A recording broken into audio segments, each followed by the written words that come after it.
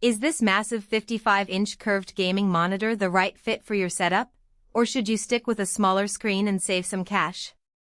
Who's actually going to benefit from a 1000 Ark curve, a 4K resolution that can hit 165 Hz, and a built-in sound dome, and who would be better off skipping it altogether?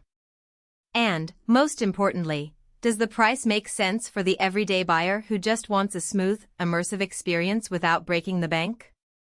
Link is in the description if you want to check the product details on Amazon.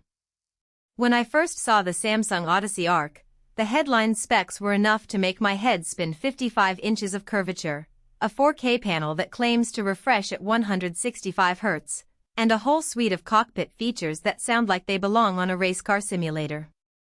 My first reaction was the usual mix of excitement and caution. On one hand, the idea of a truly immersive gaming surface is tempting, but on the other, I wondered how many people actually have the desk space, the GPU horsepower, and the viewing distance to make that size feel natural.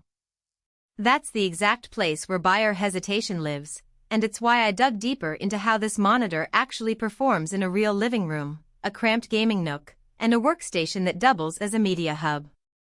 Let's start with the kind of user who will get the most out of this beast. If you're a flight sim enthusiast or a sim racing fan, the 1000 Ark curvature is designed to match the natural field of view of the human eye, which means the edges of the screen stay in focus without you having to constantly turn your head.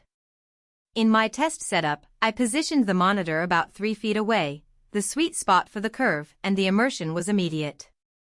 The horizon line in a flight sim never looked flatter, and the sense of depth made long sessions feel less fatiguing. The same applies to open-world RPGs where you want to see as much of the landscape as possible without squinting at the edges.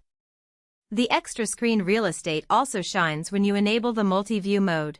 I could have my Discord chat, a web browser, and a game running simultaneously, each occupying a dedicated slice of the massive display without the need for a second monitor.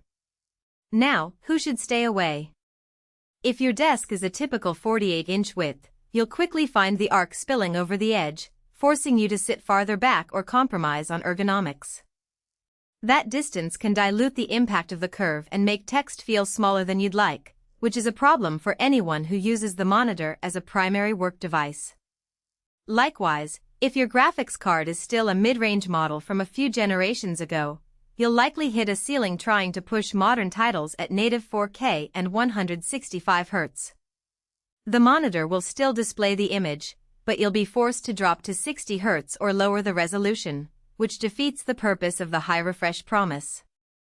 In short, gamers who can't consistently hit 120 Hz at 4K, or people who don't have the physical space to step back, should consider a smaller, more affordable 27 or 32-inch alternative.